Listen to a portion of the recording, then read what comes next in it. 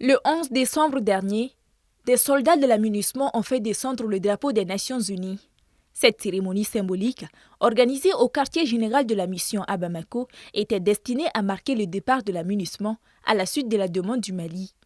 Le 16 juin 2023, à la surprise générale, lors d'une séance du Conseil de sécurité des Nations Unies, le ministre des Affaires étrangères Abdoulaye Diop, dénonçant l'échec de la mission, réclame son retrait sans délai.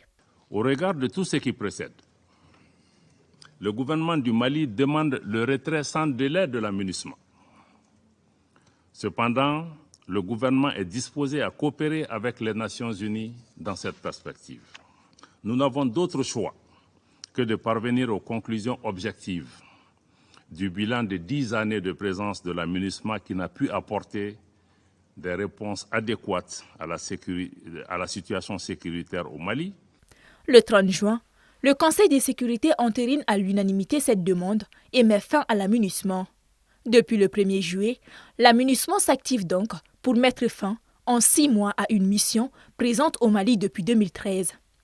10 des 13 bases sont fermées, mais pas toutes rétrocédées aux autorités maliennes, comme le demande la résolution 2690. Les camps de Berne notamment et ceux de la région de Kidal sont abandonnés par la mission avant l'arrivée des FAMA. Les autorités dénoncent une trahison, la MINUSMA s'en défend.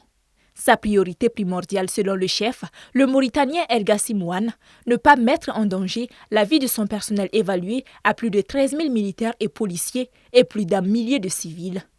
En 10 ans de présence, la MINUSMA a eu un rapport contrasté avec les Maliens.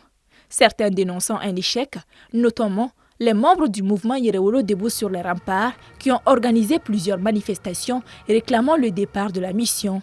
Nous sommes convaincus que les actions que nous allons mener vont exposer la MINUSMA et vont exiger à la MINUSMA le départ automatique de la MINUSMA. D'autres, notamment dans le nord du Mali, du fait de l'importance économique de la MINUSMA, ont milité pour son maintien.